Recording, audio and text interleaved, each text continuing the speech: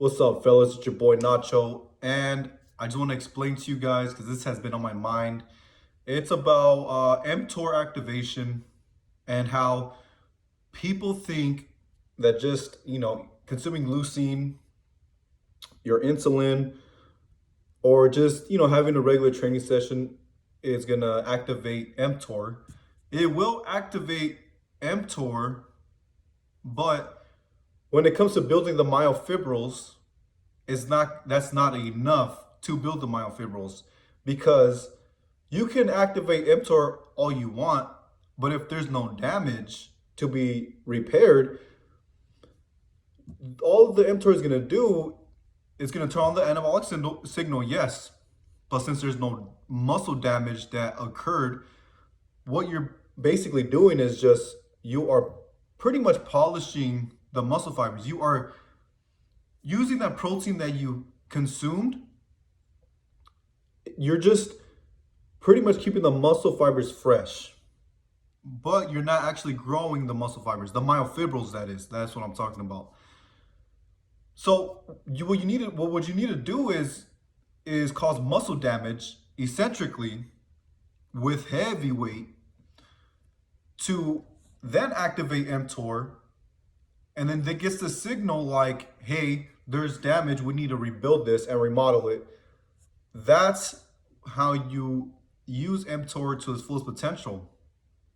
Now, that will happen in like where you do that, you come back, your muscle fibers, your sarcomeres you'll gain sarcomeres in series and in parallel. So your muscle fibers will get bigger and thicker and more dense. So you can activate it all you want through leucine, insulin. What else can you? Yeah, but you won't be remodeling anything. You're just polishing. You're just refining. Like you're using that protein that you're eating. If you're not damaging it, you're just making the muscle fibers fresh. That's what I'm trying to say. So it's kind of like if you have a car and you're not rebuilding the engine so it can become bigger and more powerful. All you're doing is just changing the oil. You see what I'm saying? Now with eccentric overload, what happens is you do turn on the mTOR, yes, through stress, through trauma. And then it's kind of like you rebuilding the engine to become bigger and stronger. That's what it is. So with regular training, standard training, conventional, what you hear in the fitness industry, this is anything that's that's eccentric concentric lifting that's less than your 100% max. Let's say 65 to 80% of your max for what, 6 to 12 reps. You have already adapted to that weight eccentrically. It's not enough to cause muscle damage. So all you're doing is pretty much putting fluid in your muscle. You are increasing your glycogen storage, your sarcoplasmic hypertrophy. And it's not enough to rebuild those myofibrils, to remodel, to repair and remodel so you can become bigger and stronger. So I just want you guys to think about that. You can activate all you want. If there's nothing to rebuild, it's not your myofibrils not become bigger and stronger. There needs to be a reason for them to become bigger and stronger. And that's when you damage muscle fibers, like I just said. So what do you do when you damage the muscle fibers? What do you need to do to make sure they're growing? So first they become damaged, mTOR turns on, the anabolic signal turns on from mTOR. Then what you do, you have to be eating a bunch of animal protein that are high in amino acids. These are the building blocks of protein. Because those myofibrils are made up of proteins, the actin, the myosin, the titin, all that. It's all made up of protein. So you need to be eating a bunch of protein to make sure that these muscle fibers are becoming remodeled, bigger and stronger. So and when that happens, they become resilient to further damage. And that's where the repeated bout effect kicks in. you will become resilient to your previous stress that you put it on your muscles eccentrically. So when people say you just need a progressive overload with standard training, which is like, say you have a protocol where they give you, all right, use 80% of your max on, let's say, the bench press, right? And I want you to do 6 to 8 reps. And then they say your first week, you're going to be at 6 reps, okay?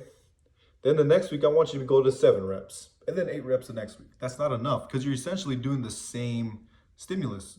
You're getting to 6 reps, and you're just doing one more rep, which is a concentric rep. It's not enough.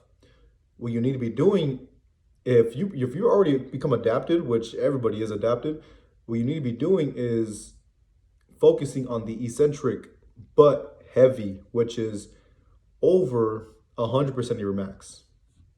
You could do submaximal weight, but you'd have to do a lot more work. You see what I'm saying? So you would have to do a lot more sets. And always keep it between 8 to 12 reps.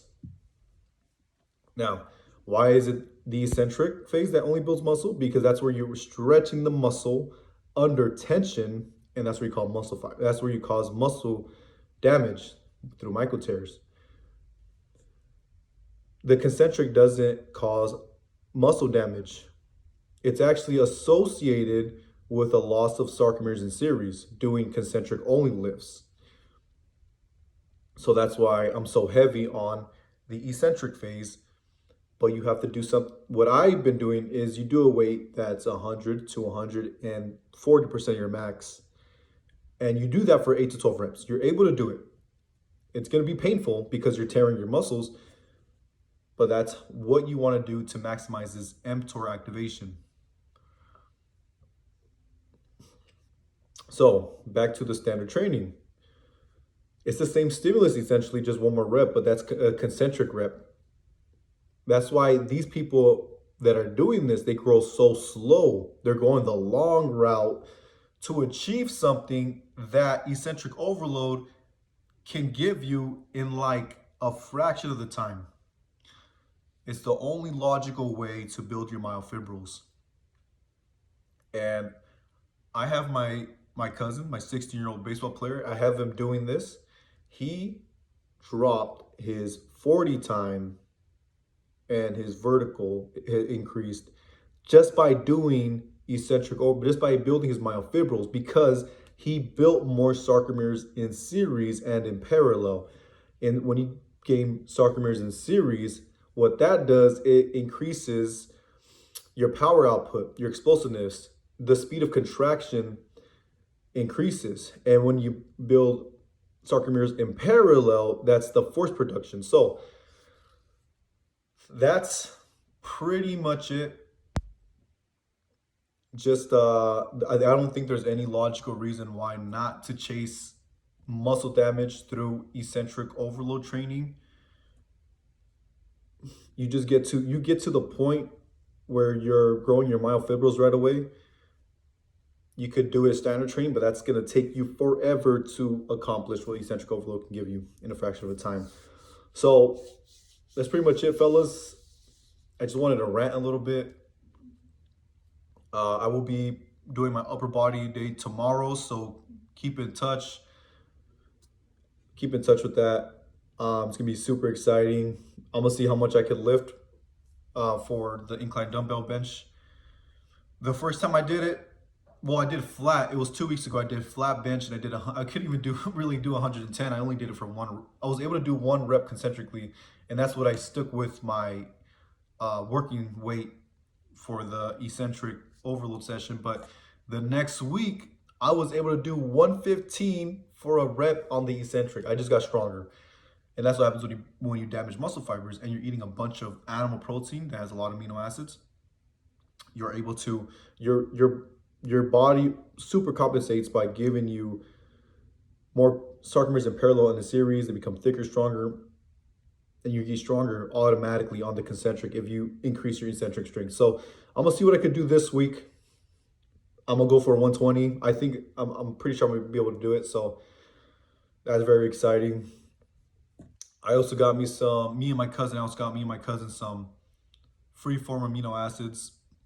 So, man, the gains are going to be accelerated now. They're going to become, yeah, the gains are going to become a lot stronger. So, you guys thought I was getting strong fast now, me and my cousin. Just wait until we start taking those amino acids. He's going to start taking them today because today he has his leg day. I will post that.